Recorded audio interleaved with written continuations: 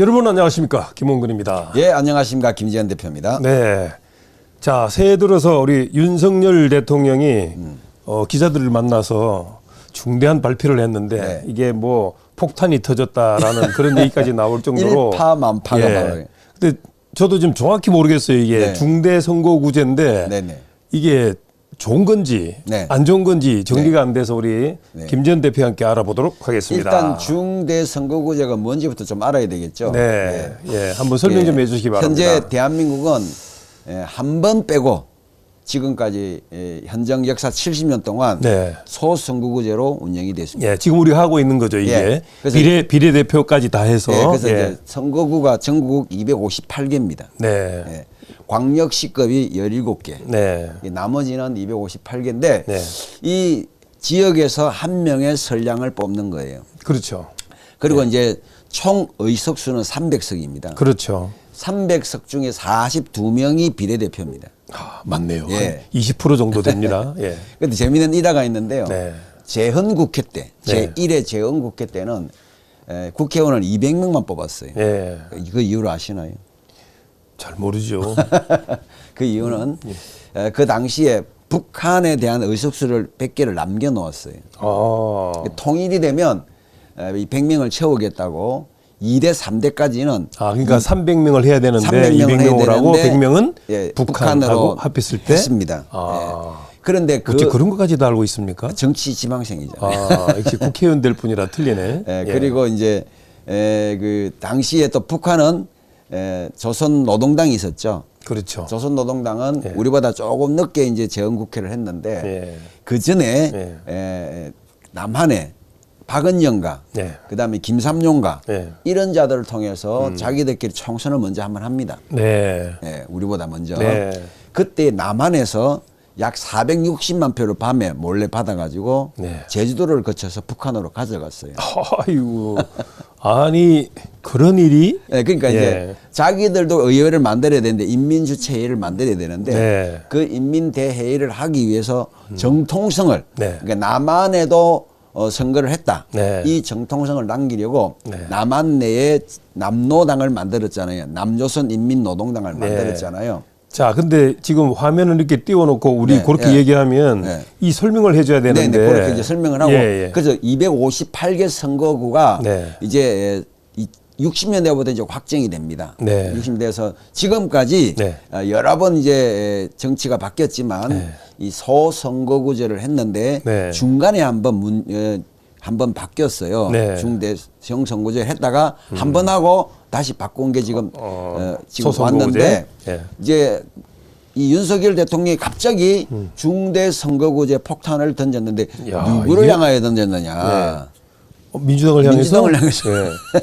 그러니까 이게 지금 아까 윤봉길 의사를 예. 이어가는 윤 씨가 폭탄을 던졌어요. 이게 정치인 된 지가 얼마 안 된 대통령인데. 예. 야, 이게 정치인들이 화두를 탁 던지는 거 보면은. 그게 중요하다는 정치인이 거예요. 됐네, 예, 이제. 그게 이제 예. 아젠다 선점이라 그래요. 예. 아젠다를 누가 선점하느냐. 그동안에는 다 민주당님 하는 국회가 모든 걸 다 했죠. 예, 국회가 예. 맨날 그 몽기를 부리고 온갖 예, 유리한 정치- 법은 1000개 이상 만들어 예, 놓고. 이슈를 끌고 가는데 예. 대통령제 나라에서 네. 이상하게 의회 중심제처럼 돼버린 거예요. 예. 이게 아니거든요. 자, 요렇게 하면은 이제 우리가 나오죠. 네네네. 예. 그래서 이 중대 선거구제를 던지는 이유는 뭐냐? 네. 민주당이 이슈를 계속 선점해 가는데 민주당 쪽에 폭탄을 던져버리면 민주당이 끌려오게 만드는 거예요. 자, 요거 네. 일단 이 화면을 보는 분들을 네네. 생각을 네네네. 해서 한번 보자고요. 예. 자, 소선거구제와 중대선거구제 비교를 한 겁니다. 예, 예. 자, 명분은 예. 소선거 확실한 지역 대표성 한 예, 명씩 예, 뽑으니까. 예, 예, 예. 근데 여기는 지역 감정 해소인데 무슨 뜻입니까? 그게 뭐냐면 지금 우리나라는 대길고다가 딱 정확해요. 예. 영호남. 예. 그 영남은 몰표가 지금 우리 국민의힘당. 예. 호남은 몰표가 민주당 쪽이고. 그렇죠. 그다음에 인천, 경기는 거의 뭐 7대 3이고. 예. 서울은 거꾸로 6대 4고. 예. 지금 이런 상황이에요. 예, 예. 왜냐하면 이제 호남 분들이 서울, 인천에 많이 이제 이사를 오셔 살다 보니 네. 아무래도 그쪽으로 이제 흘러가는 편인데 예. 이런 상황에서 계속해서 자기 지역 표를 찍게 돼 있단 말이죠. 그러니까 어떻게 해서 지역 감정 해소가 되냐 이거죠. 왜냐하면 1번, 2번이 다 차점자가 당선되니까. 차점자? 예, 그러니까 대선거구제의 특징이 뭐냐면 중대선거구제는 세동시 같은 경우는 갑을을 없애버리고 3명을 뽑자는 거죠. 예를 들면 네. 3명을 뽑으면 1등, 2등, 3등이 다 되는 거죠. 아, 그렇게. 지금은 성자 독식주의라 그래서 1등밖에는 안 되는데 성자가 아닙니다. 승자입니다. 승자. 꼭 시비를 지역 감정을 건드리죠. 이거는 영원한 숙제입니다. 내가 제가 무덤에 들어가는 날 이 말. 네. 천국 아니 근데 가면. 어쨌든 지역 감정이 해소된다고 했는데 예를 들어서 네. 호남 지역에 가면 국민의힘이 한 명도 안 될 수가 있거든요. 그게 이제 또 오해인데. 네. 자, 일단 제가 요걸 가지고 비교를 한번 해드릴게요. 그래서 많은 이제 우파 국민들이 호남은 결국에는 1등, 2등은 민주당 아니면 정의당이 될 거 아니냐. 네. 이런 오해를 해요. 네. 그럼 거꾸로 얘기합시다. 서울은 민주당 아니면 어디가 될까요? 민주당은 국민의힘이죠. 네, 국민의힘 되겠죠. 예, 예. 자, 민주당 아니면 국민의힘 되는 상황에서 네. 어디가 더 유리할까요? 아, 당연히 민주당이 유리하죠. 아니죠. 국민의힘 유리한 게, 자, 지금 지난번 21대 선거의 가장 큰 특징이 뭐냐면 선거법 하나를 바꿨어요. 바꿨죠. 그게 뭐냐면 예. 대정당은 네. 비례대표를 못 내어서 위성정당을 만들었어요. 네. 그래서 위성정당에서 만들어가지고 네. 그 다음에 비례대표를 선출한 다음에 합당을 예. 해버렸어요. 예. 그 방법을 하는 이유가 뭐냐면 이 소선거구제의 네. 문제점을 해소하려고 한 거거든요. 아. 예. 그런데 이제 이게 지금 없어지고 비례대표가 없어지면 결과적으로 위성정당을 또 만듭니다. 어디에? 국민의힘에서. 네. 국민의힘에서 2등 하는 당을 만들 수밖에 없어요. 그래요? 그게 이제 예를 들면 뭐 김문수계가 이제 범시민 국민들 중심으로 당을 하나 만들어서 네. 제2 보수당을 만들잖아요. 예. 그러면 서울 경기권에서는 오히려 어떻게 됩니까? 민주당이 아닌 네. 제2 여당을 찍게 될 수밖에 없다는 거죠. 아, 그래요? 예. 민주당도 또 만들 수도 있어요. 네. 쉽게 말하면 위성정당을 만들 수 있지만 어차피 호남에서는 몰표를 받겠지만 수도권에서는 경쟁해 볼 만하다는 그런 계산이 나오는 거죠. 서울 때문에 네네. 서울에 분포가 많으니까. 그래서 그래서 누가 유리하냐고 할 때 네. 신인 정치인문에 유리하다. 그다음에 중대 선거구제는 다선 중진 저명 인사가 유리하다. 이렇게 아닙니다. 했단 말이에요. 거꾸로 봐야 돼요. 이건 정말 어떻게 보면 네. 거꾸로 말했는데 중대 선거구제가 될 때 네. 정치 신인 같은 저 같은 사람에게 유리합니다. 이거 그럼 잘못 비교표를 해요. 그러니까 이게 이제 여론이 항상 뭐 유리하게 만드는 가능성이 있거든요. 자, 이게 지금 어디 서울 신문에서 나온 아니야, 겁니까? 이건 환경에서 나온 겁니다. 어디입니까? 그럼? 이건 아까 환경에서 나온 거고요. 요거는 어쨌든 이 자료가 이제 사람마다 다 분석가가 틀리고 예. 편성하기 다른데 저는 분명히 말씀을 드리지만 중대 선거구제로 가면 공천 문제가 좀 네. 자유로워집니다. 공천 문제가. 일단 중대 선거구제를 하면은 비례대표는 없어지는 거죠. 그러면 300명을 다 이제 뽑기 때문에 네. 선거구에서 2명 뽑던 데서 3명 뽑게 되고 네. 1명 뽑던 데서 2명을 뽑는 곳도 생기게 된다. 네. 그러면 1등, 2등이 다 된다. 네. 그 1등, 2등이 지역별로는 호남은 민주당이 당연히 되겠죠. 영남은 당연히 국민의힘이 되겠죠. 네. 그다음에 이제 2등을 누가 할까? 호남에서 2등은 정의당이 된다고 보죠. 네. 그러나 영남과 서울의 보수청에서는 어떻게 됩니까? 제2 위성정당을 분명히 만들 것이고 네. 제2 위성정당을 만들면 1등, 2등이 다 되고 국민의힘에는 문호가 좁아서 못 들어가도 제2 위성정당에서는 많은 신인들이 들어갈 수 있다. 네. 그러면 그분들이 한번 경선을 통해서 지역에 한번 두각을 나타낼 수 있는 길이 열린다고 저는 보는 거죠. 네. 네. 야, 그게 비교표가 좀 정확성이 없어서 네. 이걸로 그래서, 지금 얘기하기가. 예, 자, 이거를 이제 설명을 드릴게요. 요 그림을 제가 설명을 드릴게요. 잠깐만 이걸 띄워볼게요. 자, 예. 이걸 왜 보여드리냐면요. 예. 잠깐 이걸 크게 한번 제가 볼까요? 크게 해드릴게요. 예. 인구가 네. 영호남은 다 합해봐야 450만입니다. 호남은 평균적으로 170만씩이에요. 네. 광주 170, 네. 전남 185, 네. 그 다음에 전북이 180, 요 정도에서 다 합해야 450에서 480만 명이에요. 예. 근데 아시다시피 영남은요, 네. 부산만 344만, 울산이 115만, 네. 대구가 246만, 경남이 337만. 그렇습니다. 인구가 많기 때문에 예, 인구가 전국으로 봐도 예. 훨씬 더 많기 때문에 저는 크게 뭐 걱정하지 할 필요가 없다는 거죠. 아, 그래요? 네. 네네.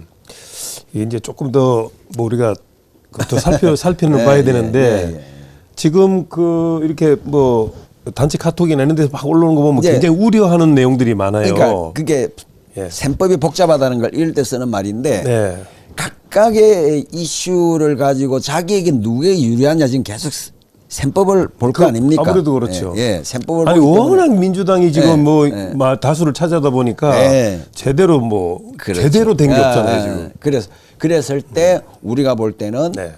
이 물론 부정선거 문제가 여전히 남아 있겠지만 예, 부정 예. 불법으로 예. 또 조작할 거라는 염려가 있지만 예, 예. 그럼에도 불구하고 이 중대 선거구제로 가게 되면 현역의 물갈이가 많이 될 것이다. 아 현역 물갈이가 많이 네네, 된다. 네, 네. 어. 많이 되고 예. 그다음에 이제 공천의 폭이 좀 넓어질 것이다. 이제 우리는 이렇게 점쳐보는 거죠. 자금은 어디가 많이 들까요? 자금 예. 정치 자금은 선거- 똑같습니다. 선거 자금 들어가는 선거 자금은 건. 똑같습니다. 1인당 설 수 있는 한도가 인구수 비례 대표로기 때문에 예. 선거 자금은 거의 똑같습니다. 아 그렇게 본다 네. 이거죠. 예.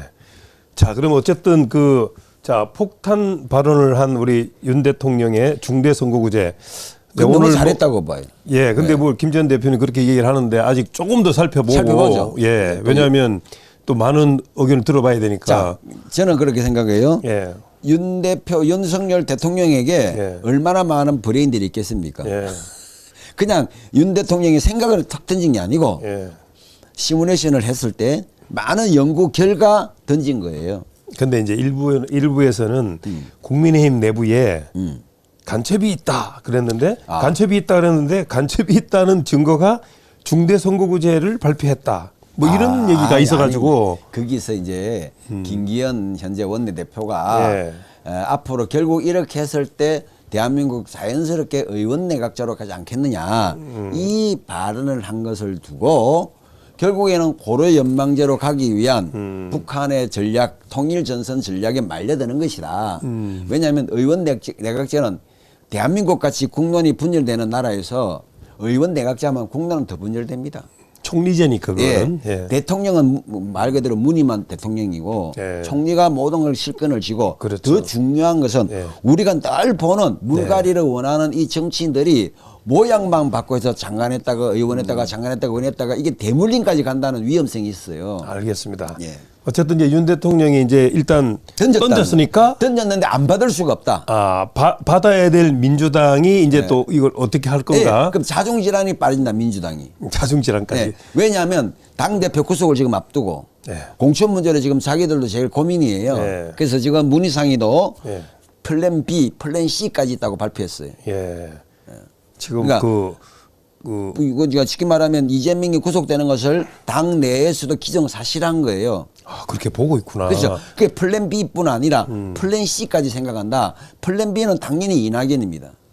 근데 어쨌든 뭐 많이들 알고 있겠지만은 자, 당대표가 구속이 됐어. 네. 그러면 토해내야 될 돈이 400억, 생기잖아요. 400억이 생기죠. 400억이 넘죠? 그럼 이걸 갚을 사람이 없지. 없어요. 당 해체를 해야 돼. 해체를 하면 안 갚아도 아니, 된다. 해체를 안 갚는 게 아니라 예, 예. 해체를 하고 예. 그 당비는 갖고 새로 해체 모여야 해야 된다는 거죠. 해체 뭐 해야 한다고. 예. 그러면서 분명히 얘들은 예. 정의당의 자리를 안 주려고 예. 이 위성정당을 만들 거예요. 예. 우리도 또 만들 거예요. 전례가 있으니까. 예. 알겠습니다. 지금 정치권이 뭐 하여간 좀 엎치락뒤치락하는 면도 있긴 한데 중요한 것은 좀 국민을 보고 가야 되겠다는 네, 거. 그렇습니다. 그리고 대한민국의 미래를 네, 보고 가야 네. 되겠다. 이런 말씀을 드리면서 네. 오늘 중대 선거구제에 대해서 한번 말씀 나눠봤습니다. 잠깐 이렇게 해서 가까이 얼굴을 대고 예.